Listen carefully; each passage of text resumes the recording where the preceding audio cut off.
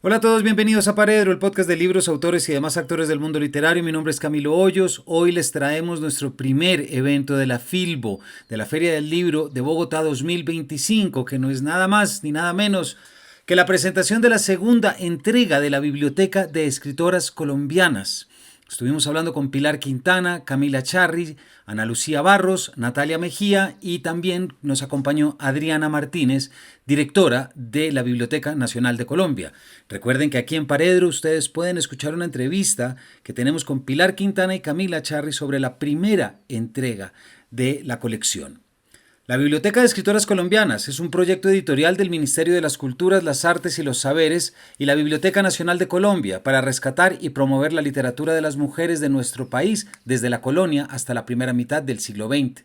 Esta segunda entrega empezó labores en 2023 con el objetivo de incluir a otras autoras destacadas del mismo periodo, de la colonia hasta la primera mitad del siglo XX, que por las condiciones especiales en las que escribieron estas mujeres, que históricamente han tenido menor acceso a la educación y menos libertad para escribir y publicar, solo consiguieron hacer obras breves y o dispersas en medios impresos de limitada circulación. De allí que esta segunda entrega cuente con 10 antologías, como ya estarán escuchando. Sobra decir para esta casa y para muchos que esta biblioteca es de lo más importante, sino lo más importante que ha pasado en los últimos años en la historia literaria colombiana. Bienvenidos.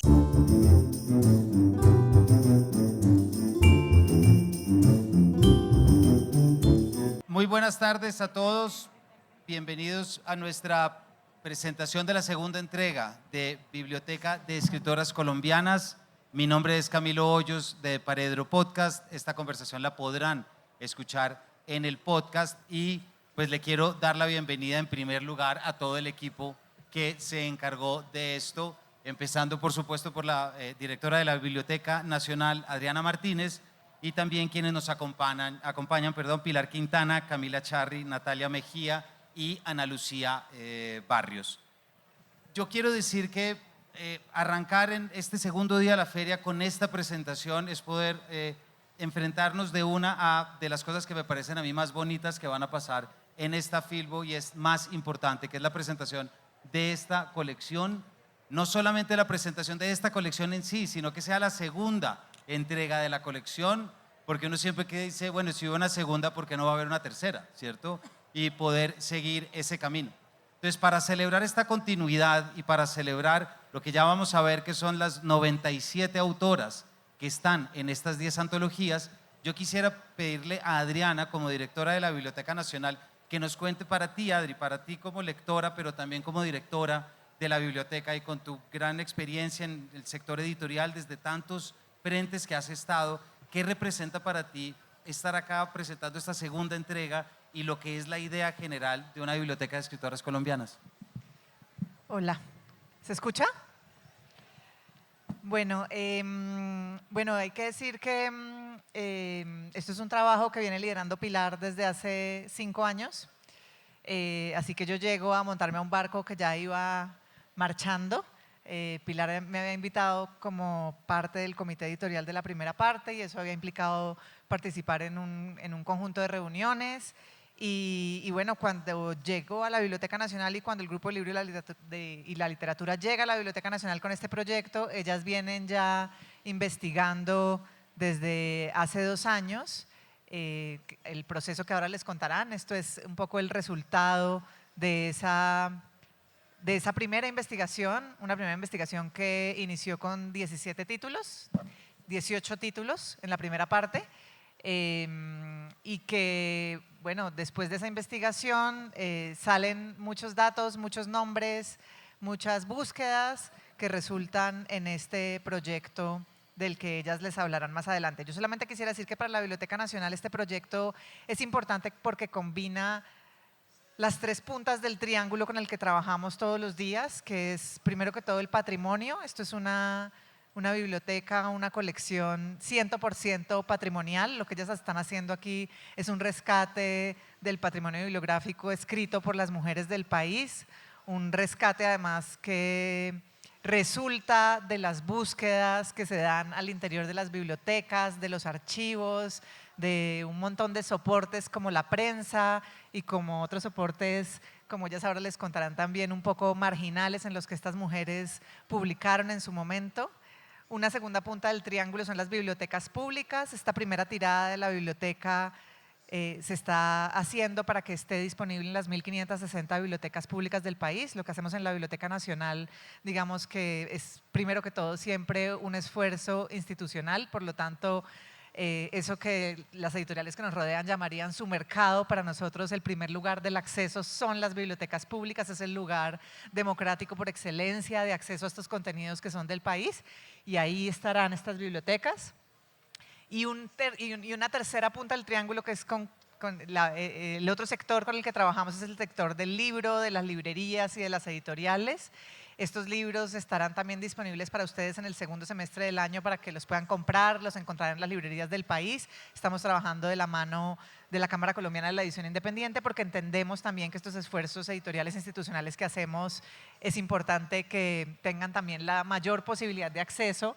Y eso implica tener también una edición comercial, que en este caso está a cargo de ese conjunto de editoriales que están en la Cámara Colombiana de la Edición Independiente, también porque nos interesa desde la Biblioteca Nacional y su grupo de libro y la literatura trabajar especialmente con esos editores pequeños y medianos del país que son los que construyen la biodiversidad del territorio completo. Entonces, eso quería decir, que es un proyecto que combina muchas cosas y que, bueno, ellas ya les contarán de sus búsquedas, hallazgos y de todas las sorpresas que tiene esta biblioteca preparada en esta segunda edición.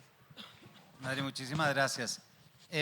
Yo sé que tenemos ganas de entrar a hablar ya de esta segunda colección, pero yo creo mucho en lo que es hacer rituales de cierre, por lo menos de lanzamiento. Y quisiera invitarlas en el orden que quieran, a que intentemos o que nos cuenten cuál fue ese momento más emotivo y más bonito de lo que fue la primera entrega de la colección. Porque yo no sé, esta colección es de las colecciones que yo, por ejemplo, desde Paredro y en múltiples espacios más he podido citar y a la que más me he podido referir por su importancia. Y quiero repetir la gran importancia que supone esto que están haciendo, que es sacudir el canon, que es sacudir aquello que llamamos la literatura colombiana o los padres de la literatura colombiana, otras cosas sobre las que vamos a ir ahora. Entonces quisiera preguntarles, si echan la mirada hacia atrás, ¿cuál fue ese momento mágico que ustedes dicen con esa primera entrega como cumplimos lo que queríamos? Bueno, nosotros lanzamos la Biblioteca de Escritoras Colombianas en los 18 primeros tomos el 8 de marzo de 2022. Y eso era todavía medio pandémico ese momento y yo estaba maluca en la casa, pero habíamos planeado el evento un martes y era por la mañana, como a las 10, 11 de la mañana. Y entonces recuerdo que cuando planeábamos el evento en el teatro, en el auditorio de la Biblioteca Nacional, decíamos, si viene poquita gente, decimos que como está medio pandémico todavía esto, entonces que lo vamos a sentar una persona en una silla vacía tal, ¿verdad? Y recuerdo el día del lanzamiento, Adriana estaba llegando al evento y me dice, sé que no estás acá, pero te voy a mostrar algo, y me hizo como un pequeño video y me decía, parece una fila para un concierto de rock, ¿no? Había una fila así gigantesca, el auditorio se llenó, se quedó gente por fuera y gritaban, ¡nos excluyen! ¡No nos dejan entrar al evento!, ¿no? Y creo que ese fue el momento donde yo dije, diosas, este trabajo que venimos haciendo era importante y aunque no sabíamos que lo necesitábamos, como me dijo una amiga, lo necesitábamos. Sí, otra cosa, sí. Otra cosa muy emocionante es que para ese lanzamiento de la primera entrega invitamos a las familias de las 18 autoras o a las herederas o a la gente que conocíamos y participaron diferentes generaciones. Entonces la idea era que por autora leyeran un fragmentico del libro y fue muy hermoso ver que participó la bisnieta, la nieta, la mamá, la abuela, la bisabuela, y era como una cadena generacional hermosa verlas ahí contando estos libros. A mí también me emocionó mucho, pensando así como rápidamente, dos cosas. Haber editado el primer libro escrito por una mujer en la historia de este país, que es un libro escrito por una monja que se llama Francisca de Josefa de Castillo, que está incluida también en otras de las obras de esta segunda entrega. Y bueno, eso era muy significativo, ¿sí? Es como primer libro firmado por una mujer en la historia de este país. Y otra cosa que me pareció muy hermosa también, muy divertida, es que tenemos una de las novelas que se llama Selah Hoy, Vela a la Vista, que está escrita por Miss Hazel Robinson Abrahams. Ella está viva todavía y ustedes no saben esta novela lo que es. O sea, esta novela es un plato, o sea, es muy divertida porque es la historia de una monja que se enamora de un marinero y se quita los hábitos y en algún momento se pega un clavado al mar, así de cabeza, en bikini, y todos los marineros no lo pueden creer porque la vieron subir al barco vestida de monja. Y Miss Hazel está viva y tiene casi 90 años para este momento. Entonces creo que como esa serie de cosas que reivindican y que hacen que sea muy divertida también leerlas, era muy emotivo.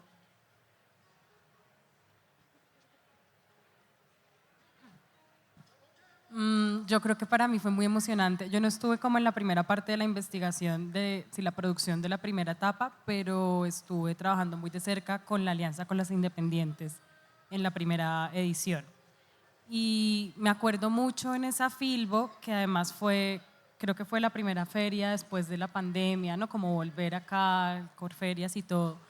Y habíamos hecho esta alianza, las editoriales independientes, con el Ministerio y la Biblioteca para tener las ediciones comerciales. Entonces había 11 libros de los 18 que se podían comprar y todos eran en el pabellón 17, en las independientes. Y era muy bello ver cómo la gente pasaba y decía, ay, yo compré este allá, pero también está acá, es parecido, ¿por qué? Porque está como separado, entonces como esa conexión es que está repartida entre las editoriales independientes y como de ir como buscando cada uno de los títulos, eso era algo muy bello de ver, como como el trabajo en equipo del Ministerio, de la Biblioteca y de las editoriales para que en últimas los lectores pudieran disfrutar como de estos libros. Eso me parece que fue también como muy, muy chévere y en esta Filbo que fue la del regreso, por así decirlo. Hola, buenas tardes. Yo creo que para mí lo más emocionante fue después de estos momentos que ya se han contado, cuando tuvimos la oportunidad de hacer presentaciones en diferentes regiones, en diferentes ciudades, porque siempre solemos pensar que el epicentro donde ocurre todo es Bogotá y resulta que no, resulta que justamente para dislocarnos de esa idea es que la Biblioteca de Escritoras Colombianas pues quiso mirar a todas las regiones y a todas las latitudes.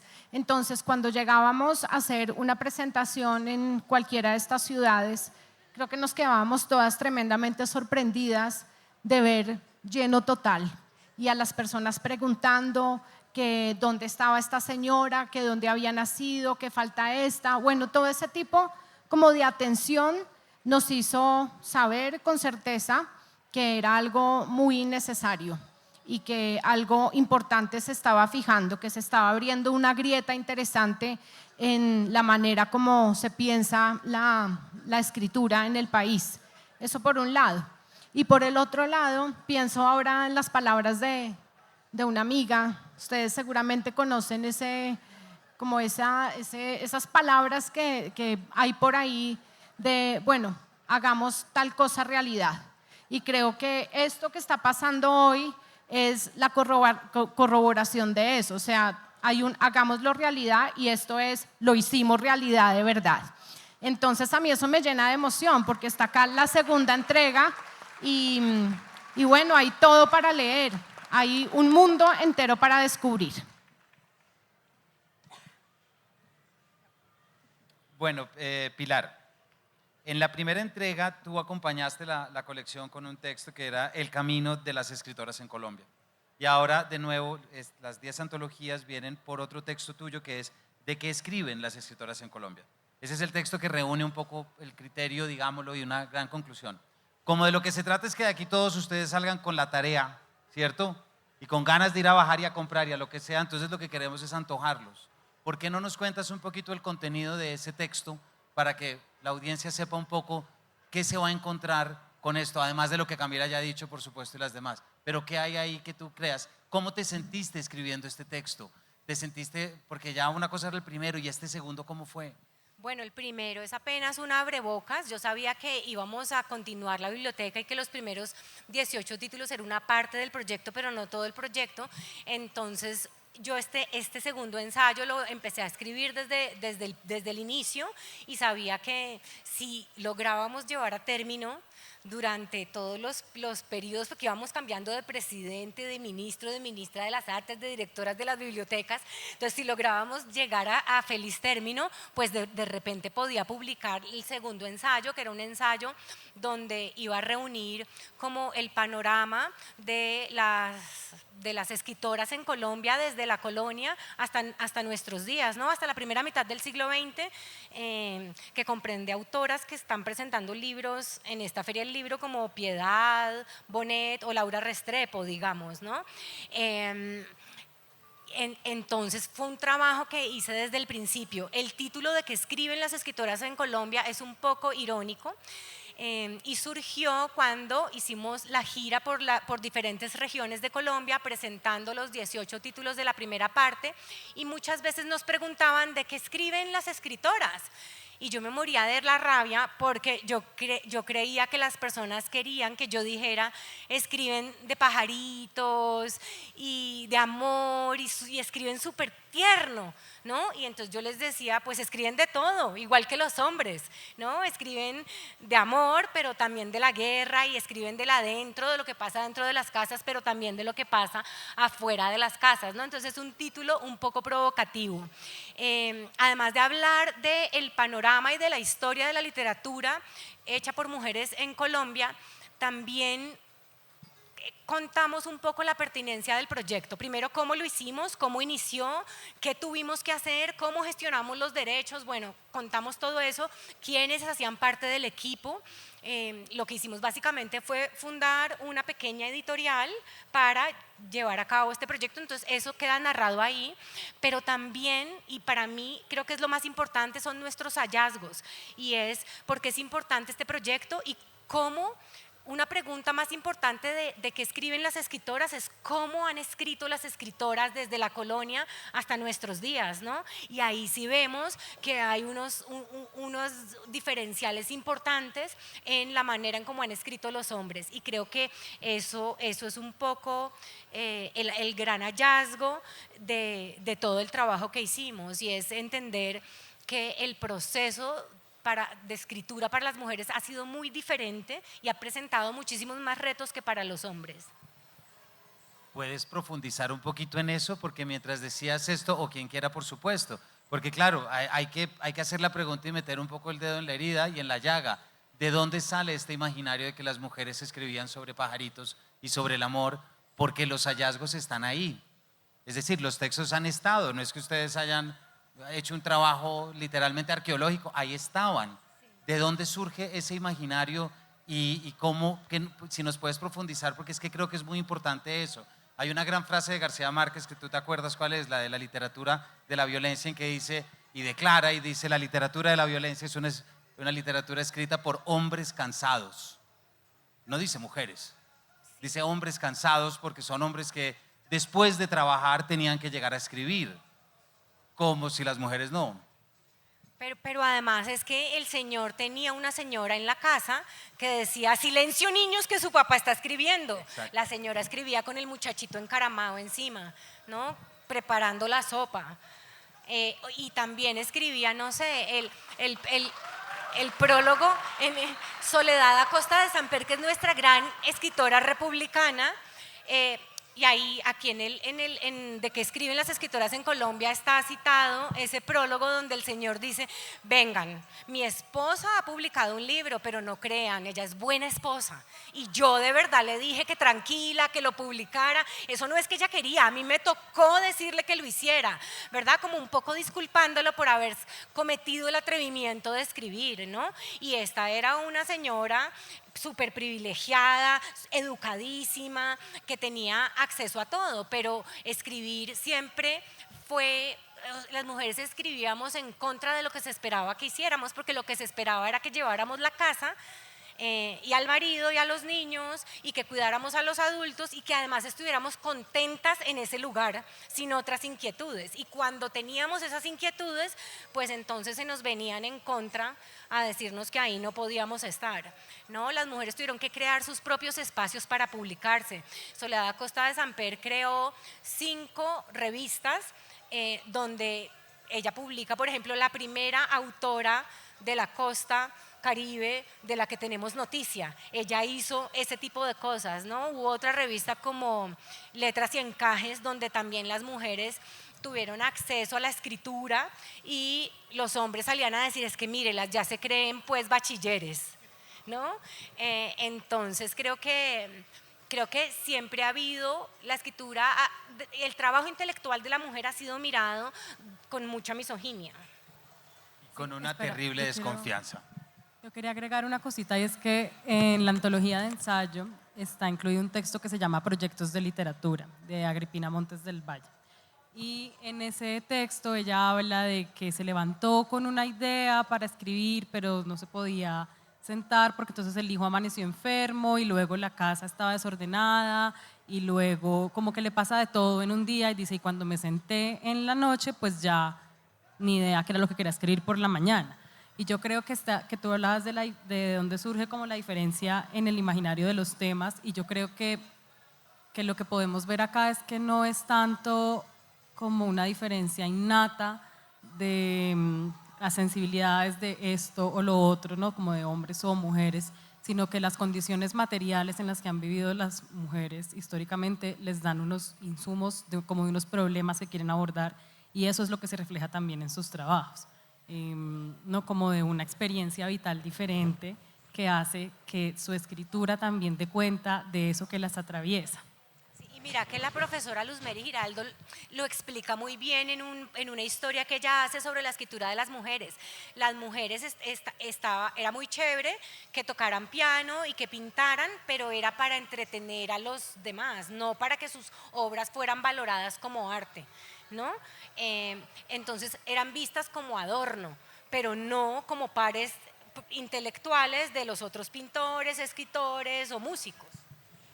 Es tremendo. Estaba pensando que en esto, por ejemplo, en esa afirmación de Virginia Woolf de tener un cuarto para escribir, pero también de ese momento en 1821-23 que Mary Shelley publica Frankenstein, que es una novela que hay que leer por lo menos cada 3 meses, yo creo, de lo que es, y de repente empieza la suspicacia, no fue ella, fue el esposo, fue Percy Bysshe Shelley, ¿no? El que escribe en defensa de la poesía. Es decir, la desconfianza sobre la creatividad y el trabajo femenino de la escritura, que creo que con este tipo de colecciones pues son ideas que se caen al piso. Absolutamente. De Soledad, y perdón que hable de Soledad, pero es que Soledad Acosta de Samper es la mamá de los pollitos. De ella decían que escribía Acosta de Samper. Mira. Y creo que también acá hay lo que decías de meter el dedo en la llaga. Creo que hay una parte que hay que recordar, y es que hubo escrituras y actos supremamente heroicos que hicieron las mujeres y que quedaron borrados en la historia porque no se contaron o no tuvieron como la relevancia que sí tenían algunos de los hombres. Por ejemplo, María Martínez de Nícer se rapó y se alistó en la tropa de los ejércitos de ese momento para rescatar a su esposo, que había sido secuestrado en la Guerra de los Supremos. Estas son las primeras batallas post-independencia, y el esposo era un señor sueco, lo secuestran y esta señora decide hacer esto. Esto está registrado en un diario que se publicó primero por la Universidad de AFIT y que nosotras rescatamos acá una parte en la de literatura rebelde, y que vale la pena preguntarse por qué no conocemos eso. Si es una cosa tan tremenda, tan heroica, las cartas que le escribe Manuel Sáenz a Bolívar y a otros generales son increíbles, porque son cartas supremamente apasionadas y enardecidas, pero también súper estratégicas y suspicaces de lo que estaba pasando en ese momento. Ella le advierte, no una ni dos, 3 o más veces, de que están conspirando en contra de él, de que lo van a matar, de que tenga cuidado a quien le cuenta lo que le cuenta, de que no confíe tanto en fulano de tal. Ella sabía, y ella lo cuenta en esas cartas. Entonces creo que parte del trabajo que nosotras intentamos hacer acá es reivindicar la memoria y la obra de estas mujeres y traerlas a la luz para que eso se sepa. que lo que decías, eso estaba en los archivos, en la biblioteca, en las hemerotecas, en los periódicos, pero vaya y búsquelas, vaya, encuéntrelas, conózcalas o téngalas como en su mente, así como tiene tantos textos de los hombres que se leen en la escuela. Entonces creo que parte de eso es como mirar esa llaga, no para hacerla más profunda o para meter más veneno o para hacer una dicotomía peor y me ponen a pelear acá, no, sino para decir, miremos este otro lado de la historia que no nos lo contaron. Yo creo que eso es muy importante porque esa es la construcción y la resignificación de un canon, más allá de votar culpas que seguramente las hay, pero lo que importa es que aquí están los textos y van a hablar por sí solos. Y yo creo que eso es suficiente. Bueno, podríamos seguir en este tema, pero nos quedan 15, 20 minutos y hay mucho que quiero que lleguemos. Por ejemplo, ¿cómo llega uno a 97 autoras y cómo las organiza en 10 antologías? Porque creo que lo más rico que les debió haber pasado a ustedes fue decir, oiga, nos tocó publicar antologías. Es verdad que esta es una colección que se dedica a escrituras breves y textos publicados en periódicos y obras más cortas, digamos, que las que están en la primera. Eso es verdad. Pero creo que fue una muy buena noticia y se debieron haber alegrado mucho cuando dijeron son 10 antologías las que tenemos en las manos, ¿no? ¿Cómo se llega a eso y cómo se trabaja en 97? Bueno, primero había ya unas listas grandes, extensas de la investigación anterior, en donde pues salieron a partir de las 18 escritoras que fueron publicadas, muchos nombres alrededor. Y ya antes, para llegar a esas 18, como les contaban, se había hecho también con el comité asesor, del cual Adriana hizo parte, una lista grande. Entonces, cuando vimos que todo esto iba para adelante, Pilar nos citó a una reunión en su casa y nos dijo, bueno, tenemos la oportunidad de hacer 10 antologías. ¿De qué vamos a hacer las antologías? Y nosotras tres nos chiflamos, más o menos. Entonces, cada una empezó a decir, yo quiero la de tal, yo quiero la de tal. Había unas que no sabíamos bien cómo llamar, cómo las íbamos a acomodar, qué íbamos a hacer. Entonces, a partir de una categorización inicial de 10 antologías que reunían poesía, ensayo y periodismo, novela, dramaturgia, dramaturgia, la de Rebeldes, ayúdenme, la de Testimonial, otra. Ay, se me olvidaron, no puede ser. Bueno, cuento, etcétera. Fuimos revisando esas listas que teníamos y leyendo, investigando a ver qué autoras, porque había muchas, iban a ser parte de cada una. Pero pues por el camino nos dimos cuenta de que había textos que eran inclasificables, que por su carácter, por su naturaleza tal vez híbrida, pues no entraban en ninguna de estas categorías establecidas. Y de ahí sale la idea de hacer una antología miscelánea, que es esta. Es preciosa y reúne textos de diferentes géneros. Por ejemplo, himnos, canciones, textos sobre astronomía, sobre moda, que son también ensayitos, bueno, una gran cantidad de textos. Y también a partir de la lectura de todas estas escritoras se llegó a la antología de literatura infantil y juvenil, que yo creo que también es una cosa impresionante, porque si a las escritoras se las ha dejado de lado, a los niños se los dejó de lado también a lo largo de la historia y fueron o empezaron a ser reconocidos tarde. Entonces, un poquito, hasta ahí. Otra cosa que nos pasó, creo, es que nos dimos cuenta en el proceso, o sea, que fue mutando a lo largo del proceso lo que terminó siendo el proyecto. Yo creo que cuando uno dice voy a publicar esta novela o este libro de cuentos, el libro es lo que es, o sea, ahí están los 5 cuentos, los 10 cuentos, está la novela de principio a fin y por supuesto que en la edición hay ajustes y hay cambios y hay un proceso, pero hay una obra finalizada. Y yo creo que una cosa que también nos fuimos dando cuenta es que esto era algo que teníamos que armar. Entonces, en un primer momento dijimos, listo, hagamos una antología, entonces, no sé, de cuento y que sean unos 4 o 5 cuentos por autora, pero luego se iba complicando, como bueno, pero de esta metemos 2, de esta metemos 5, ¿qué tan larga va a quedar realmente? Sí, ¿cómo hacemos acá para escoger? Y terminamos en todas las antologías escogiendo un texto por autora, porque sí, para que funcionara como una muestra del trabajo de cada una de las autoras. Otra cosa es que dijimos, no, hagamos una antología de novela corta, pero claro, no podemos sacar un libro de 1200 páginas, entonces también funcionó diferente. Cada una tuvo como su funcionamiento que también se nos fue revelado como durante el proceso.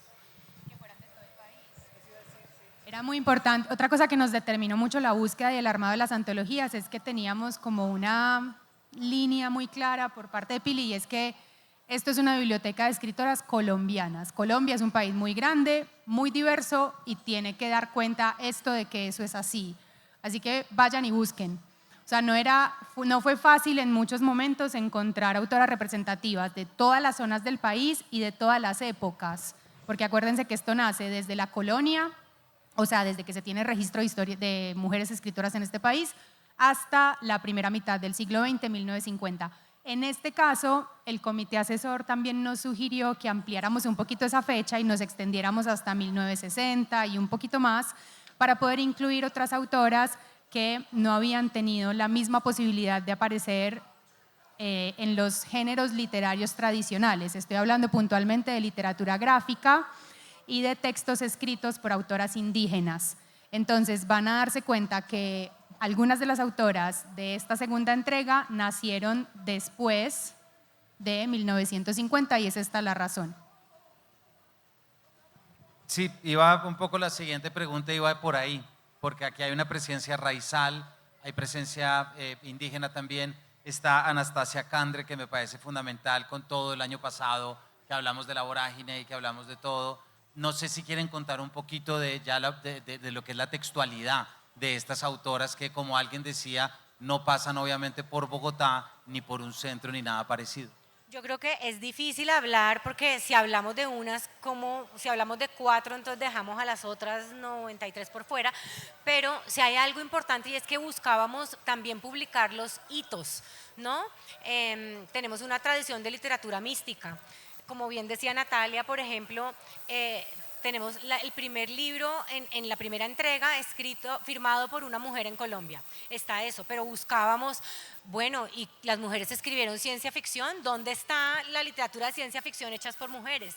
Entonces teníamos que ir a buscar cuentos hechos por mujeres que fueran de ciencia ficción.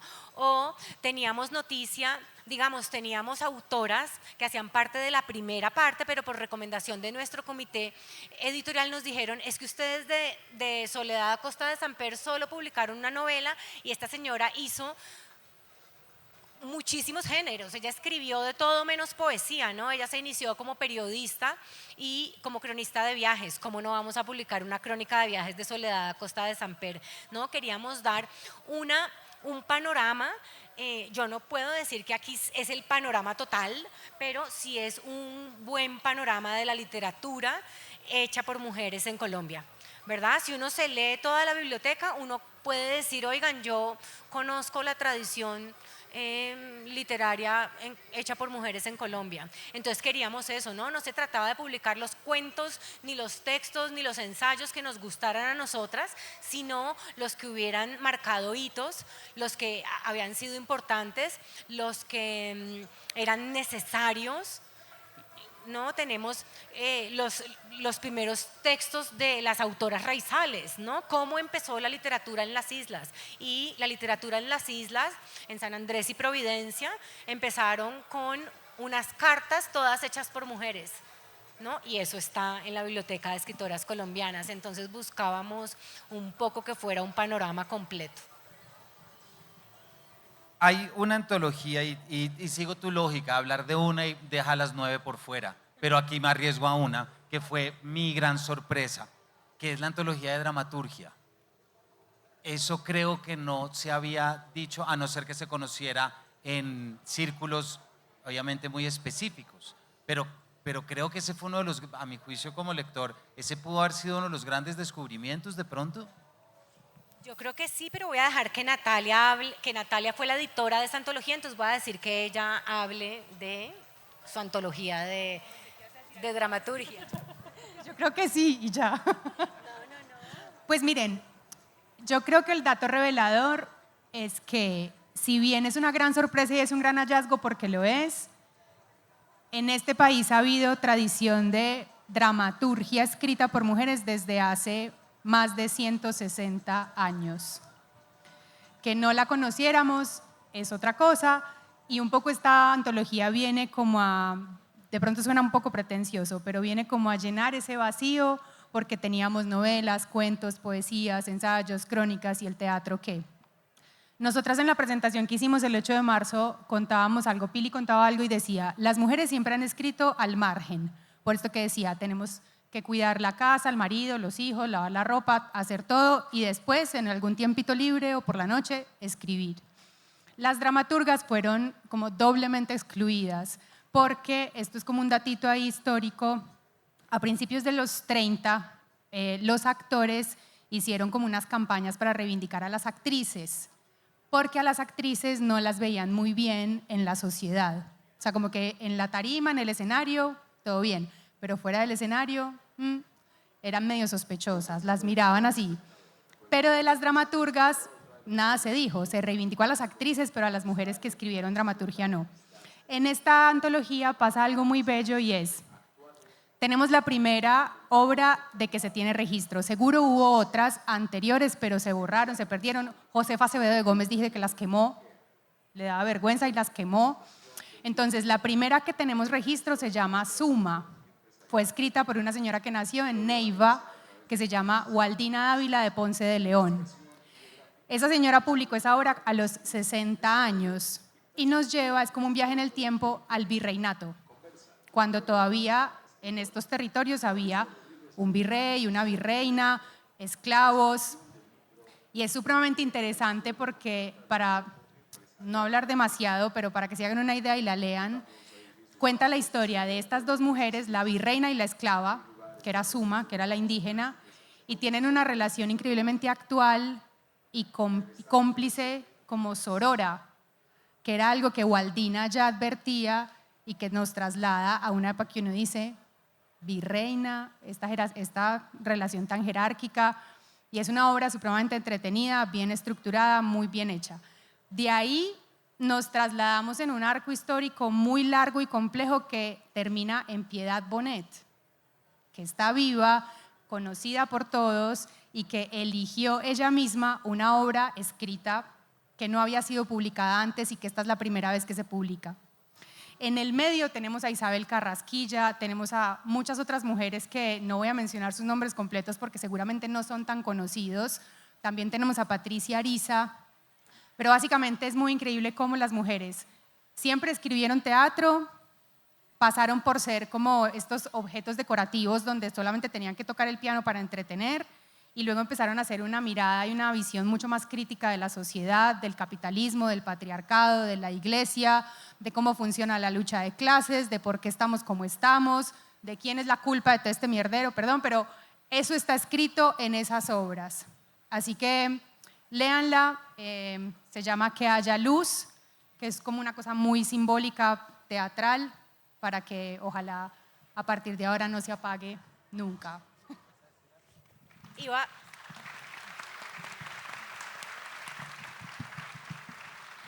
a agregar que publicamos también autoras conocidas en facetas desconocidas, ¿no? Como la gente conoce a Piedad como poeta y como narradora, pero yo creo que muy pocos saben que además es dramaturga. Acá pueden conocer su faceta como dramaturga, o por ejemplo tenemos un texto de Laura Restrepo, a quien conocemos también como narradora, como ella hace ficción, pero tenemos un texto periodístico increíble que además es un texto que da origen a una de sus novelas más recientes, que es Canción de Antiguos Amantes. Nos quedan 3 minutos y no sé si alcanzo a hacer la próxima pregunta. Tú ya estabas diciendo algo, porque es sorprendente este marco temporal que acabas de trazar, ¿cierto? Es decir, cómo uno puede ver entre Josefa Acevedo de Gómez y Anabel Torres, entre Policarpa y María Mercedes Carranza, y todas caben en estas 10 antologías. Eso es muy bonito, me parece a mí. Y esta pregunta puede ser obvia o no, pero ¿encontraron hilos invisibles entre todas las mujeres escritoras? Muchísimos. Por ejemplo, hay una gran tradición de mujeres que se han leído entre ellas y que han estudiado su literatura, ¿no? Éramos largamente ignoradas por los hombres, pero Elisa Múgica estudió a Francisca Josefa de Castillo, ¿no? Elena Araujo estudió a Elisa Múgica y a Francisca Josefa de Castillo. Luego Montserrat Ordóñez las estudió a todas, Luz María Giraldo las estudió a todas. Y creo que en la antología de ensayo pusimos toda esa larga tradición para que es como una muestra de esa larga tradición para que podamos ver cómo las mujeres hemos sido unas lectoras generosas porque hemos leído hombres, pero además hemos reivindicado siempre nuestro trabajo y nos hemos estudiado entre nosotras. Sí, yo iba a mencionar eso, como que también una cosa que intentamos fue encontrar como unos ejes que organizaran un poco cada libro en sí mismo, y por ejemplo en la de ensayo fue ese, como el trabajo crítico que muchas escritoras investigadoras hicieron sobre otras autoras, ¿no? Y pensaba como en lo que me hizo falta a mí, por ejemplo, eso, estudiando literatura en la universidad, como el trabajo crítico de mujeres en las obras de otras mujeres. Creo que otro hilo que se me ocurre es en la antología de crónica, por ejemplo, el humor, que es una cosa que, no sé, yo no pensé, no esperé encontrar de manera tan evidente en las crónicas que han hecho a lo largo de la historia las periodistas mujeres colombianas. No sé si ustedes quieran agregar. Digamos algo de Rebelde. Bueno, la antología de literatura rebelde, yo voy a retomar rapidísimo algo que decía Camilo al principio no, hace un ratico, como esta frase de Gabriel García Márquez, ¿no? Los hombres cansaditos llegan a escribir.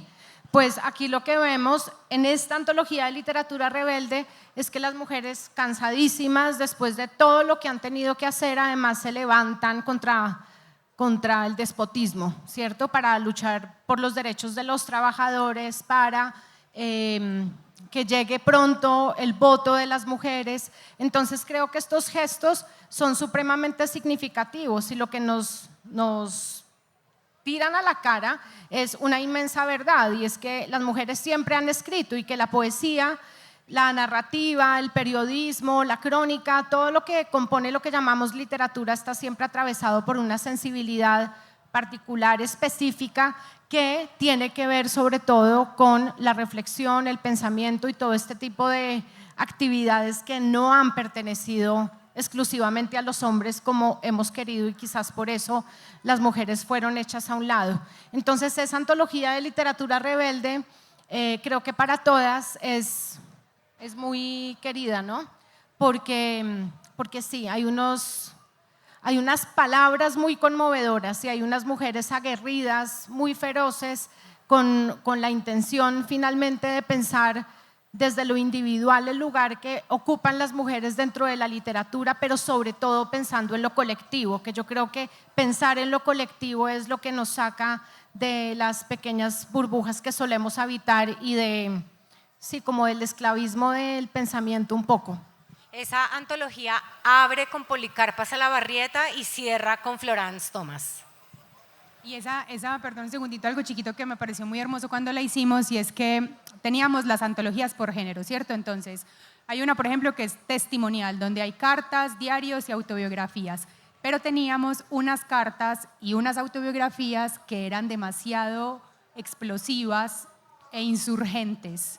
Y asimismo las chicas se fueron encontrando otros textos que eran ensayos o crónicas, pero eran demasiado rebeldes, y nos pareció que merecía agrupar como todos estos textos en una sola antología que compilara diferentes tipos de géneros, porque les digo, están las palabras de Policarpa cuando le iban a fusilar, están las cartas de Manuela Sáenz, están los diarios de la Nícer, que es la que ya les conté, muchos otros textos, los de Ofelia Uribe Acosta, está María Mercedes Carranza en la Asamblea Nacional Constituyente, o sea, como muchos textos que son expresamente revolucionarios, que se alzaron para expresar como esa protesta o esa lucha. Están las vivencias de María Eugenia Vázquez y de Vera Grave en el M-19. O sea, es como una antología muy guerrillera, vamos a decirlo, y muy potente, y por eso se llama Romperlo Todo, y es la única de las 10 que editamos las 4. O sea, fue un camello, o sea, eso fue, mejor dicho, fue difícil porque éramos 8 manos metiendo ahí nuestro, pero es espectacular. Y hay otra que Mi no han última- mencionado, hay una que no han mencionado que es esa búsqueda que hicieron de las mujeres que no eran precisamente escritoras y que están Exacto. también pues en las diferentes antologías. Y otra cosa respecto al tejido es que creo que también han ido, desde el primer trabajo que hicieron, la primera publicación, han ido tejiendo una red de investigadoras en el país. Investigadoras que algunas ya venían haciendo el trabajo y que se han ido encontrando con ustedes y con la Biblioteca Nacional, por ejemplo, y otras que han ido proponiendo proyectos a la Biblioteca Nacional. Tenemos, por ejemplo, ahora unas chicas estudiando las primeras mujeres del cómic en Colombia, en los archivos de la biblioteca, y creo que se ha sembrado también una semilla interesante de investigación y ahí hay otro tejido interesante. Bueno, mi última pregunta es seguramente una pregunta que todos ustedes están haciendo en este momento. ¿Para cuándo los clubes de lectura? ¿Para cuándo las lecturas colaborativas? ¿Para cuándo la invitación de la Biblioteca Nacional? Sí. Pídanle a la jefe. Ellas van a estar rotando por todo el Aprovechemos. país en lo que queda del año, ya que los libros van a estar en las bibliotecas públicas del país. Ellas empiezan ahora su gira nacional, en principio. Tenemos algunos pequeños escenarios internacionales en donde estaremos hablando, pero si van a una carpa que tenemos aquí atrás que se llama País de Libros, van a entrar y van a encontrarse a esas mujeres por todos lados, lo mismo en el segundo piso. Este es nuestro hilo narrativo del año, queremos hablar de estas mujeres todo el año, 97 mujeres, son muchas mujeres, como dijo Pilar, y no queremos dejar a ninguna de ellas por fuera. Entonces la idea es que podamos encontrarnos todas las veces posible y ojalá, como dijo Camila, no solo en Bogotá, sino en todo el país, conversando sobre ellas. Acá en Filbo tenemos una franja de la Biblioteca de Escritoras Colombianas y pueden tener otros eventos con las editoras que estarán presentando antologías, lecturas dramáticas, talleres y un conversatorio. Oigan, me pareció una cosa importante que decir, 2 segundos me demoró, y es que no dijimos nada de las prologuistas, que han sido… Yo las voy a leer ahora. Ay, gracias. Nadie ha salido a decirme que estamos sobre el tiempo. Sí, yo no la había visto, lástima, ya la vi. Perdón, 5 minutos, listo, tranquila, ya. Quiero cerrar leyendo los títulos y las prologuistas para que tengamos una unidad. La noche próxima, antología de cuento con prólogo de Claudia Arroyave. Incendios, antología de poesía con prólogo de Carolina Dávila. Grietas en el paisaje, antología de novela corta con prólogo de Andrea Mejía. Las testigos del tiempo, antología de crónica y periodismo con prólogo de Andrea Salgado. Que haya luz, antología de dramaturgia con prólogo de Marina Lamus Obregón. La mirada atenta, antología de crítica y ensayo con prólogo de María Mercedes Andrade. Terrícolas, antología de literatura infantil y juvenil con prólogo de Juliana Muñoz Toro. Antes que nada, antología de literatura testimonial con prólogo de Laura Acero. Constelaciones, antología miscelánea con prólogo de María Piedad Quevedo Alvarado y Romperlo Todo, antología de literatura rebelde con prólogo de Gloria Susana Esquivel.